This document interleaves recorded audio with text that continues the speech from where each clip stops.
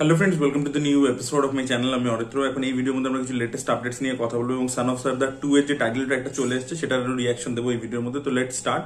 সব থেকে প্রথমে কিছু আপডেটস রয়েছে ওয়ার 2 কে কেন্দ্র করে।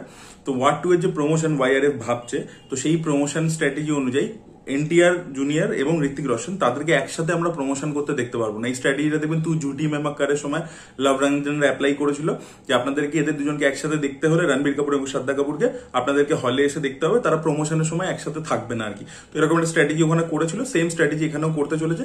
ঋত্বিক এবং জুনিয়র এনটিআরকে আমরা একসাথে প্রমোশনের সময় আর কি দেখতে পাবো না।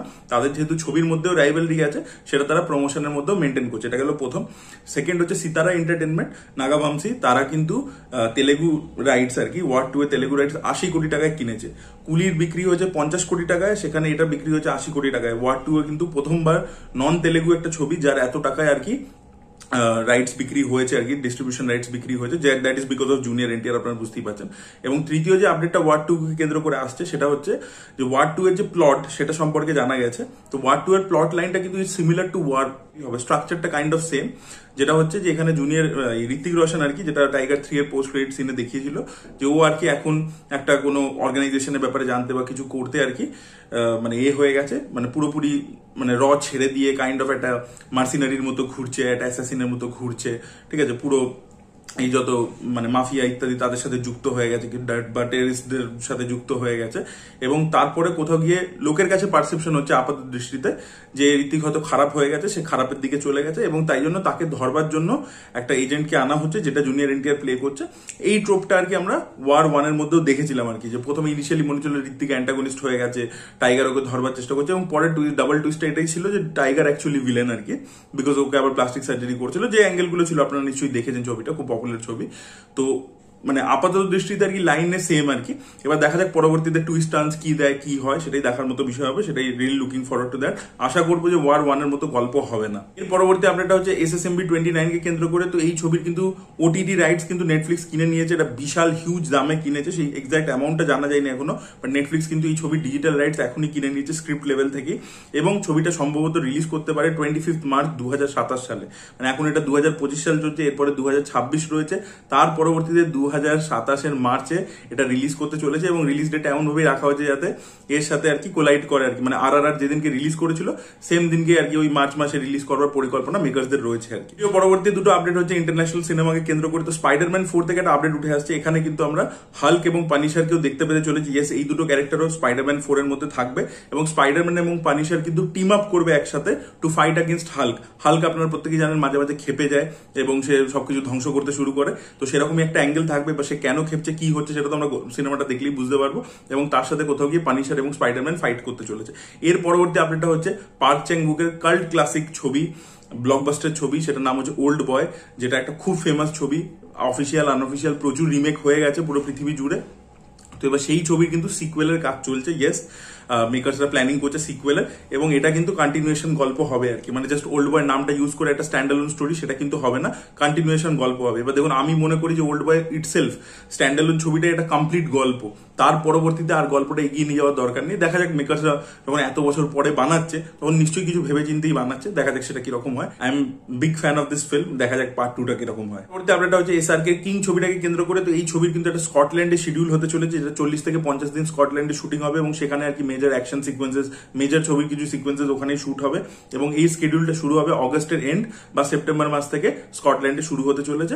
এবার আমরা কথা বলবো যে শাকিব খানের আপকামিং ছবি নিয়ে। তো শাকিব খান একটি গ্যাংস্টার ফিল্ম করছেন, যে ছবিটার নাম হবে once upon a time in Dhaka বলে। এবং এই ছবির মধ্যে আমরা শাকিব খানের অপোজিটে এবার বাংলার অ্যাক্ট্রেস মধুমিতা সরকারকে দেখতে পেতে চলেছি। ইয়েস, মধুমিতাকে আমরা শাকিব খানের অপোজিটে অ্যাজ হিরোইন হিসেবে দেখতে পাবো। আর এছাড়া এই ছবির মধ্যে একটা গুরুত্বপূর্ণ ভূমিকায় আমরা মোশাররফ করিমকে দেখতে পেতে চলেছি। তো শাকিব খান চন্দ্র চৌধুরী হয়ে গেছে, শাকিব খান জয়া এহসানও হয়ে গেছে তাণ্ডব ছবিতে। এর পরবর্তীতে শাকিব খান এবং মোশাররফ করিমকে আমরা স্ক্রিন শেয়ার করতে দেখতে পাবো, তার এখানে ইম্পর্টেন্ট ক্যারেক্টার হবে, এরকমই একটা আপডেট উঠে আসছে। এবং 90s ঢাকাতে আন্ডারওয়ার্ল্ড কিভাবে অপারেট করতো তার এবং আন্ডারওয়ার্ল্ড রিলেটেড একটা সত্য ঘটনার উপর বেস করেই কিন্তু এই ছবিটাকে নির্মাণ করা হচ্ছে।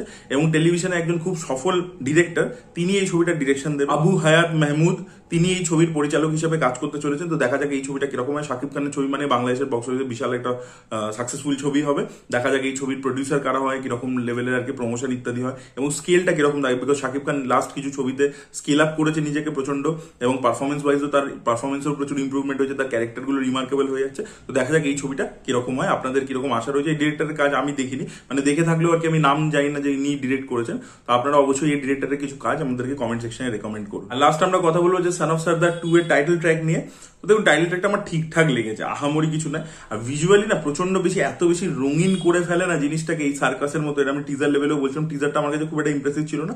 গানটা ঠিক আছে, ওই ফার্স্ট পার্টের যে গানটা ছিল সেই গানটাকেই আর কি ওই মেন ক্যাশ লাইনটা নিয়ে নিয়েছে। আর হুক স্টেপটা ভালো লাগছে, বালা দিয়ে যে নাচছে, এবং দেখুন অজয় দেবগন ওইটুকুই নাচবে আর কি। অজয় দেবগন সেই অ্যাকশন একটা নাচ আছে না, এরকম এরকম করে নাচছে, এখানে বালা নিয়ে নিয়েছে আর কি। ইভেন সান অফ সর্দার 1 আর কি প প প একটা গান ছিল, ওখানে সেই এরকম করে নাচছিল। তো মানে অজয় দেবগনের থেকে এর বেশি নাচ এক্সপেক্ট করা মানে নিজের মাথা দেওয়ালে ঠোকা আর কি, মানে সেরকম আর কি ইকুইভ্যালেন্ট। তো ঠিক আছে, অজয় দেবগন আর কি সুরের মধ্যে নেচেছে এবং এক্সপ্রেশন দিয়ে নেচেছে, এনজয় করে নাচছিল বেশ, সেটা ভালো লেগেছে। এবং ওরা স্কেল আপ করেছে, মানে বাজেট বেশি পার্ট 1 থেকে পার্ট 2, তা বলে 4টে ঘোড়ার পিঠে দাঁড়িয়ে দৌড়াচ্ছে। ভাই পাটা রাখছে কোথায়? 4টে ঘোড়াকে কন্ট্রোল করছে কি করে? 2টো ঘোড়া অব্দি ঠিক ছিল, 4টে ঘোড়া করে দিয়েছে একটা শর্টে। তো যাই হোক, এখন সিজি পেয়ে গেছে, যা খুশি তাই করছে। একটা টাইমে অজয় দেবগন নিজে 2টো মোটর বাইকের উপর পা রেখে এসেছিল, সেই স্টান্টটা একদম রিয়েল ছিল।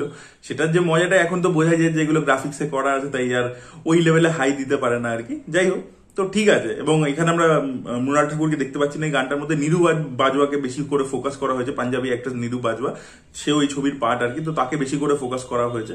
দেখা যাক সে লাভ ইন্টারেস্টের চরিত্র হয় কিনা, নাকি অন্য কোনো ক্যারেক্টার হয়। আমার মনে হয় মৃণালী লাভ ইন্টারেস্ট হবে, নিরু বাজওয়া অন্য কোনো চরিত্রে থাকবে মাইট বি। দেখা যাক সেটা কি হয়, দেখা যাক ছবিটা কিরকম হয়। গানটা আমার ওকে ওকে লেগেছে, মানে আহামরি কিছু নেই। এরকম টাইপের ভিজুয়ালস বা এরকম টাইপের গান আমরা সিঙ্গিস ব্লিং এ দেখে ফেলেছি, সান অফ সর্দারও দেখে ফেলেছি। তো নতুনত্ব কিছু নেই। আর আগের গানটাকে আর কি মেন ক্যাচ লাইনটা তো ওইভাবে ইউজ করে দিয়েছে, তো সেটা নিয়ে খুব আহামরি কিছু বলার মতো নেই। তো আপনাদের কেমন লেগেছে অবশ্যই কমেন্টে জানাবেন। এই ভিডিওটা ভালো লেগে থাকলে লাইক করুন, শেয়ার করুন, চ্যানেলকে সাবস্ক্রাইব করতে ভুলবেন না। বাই।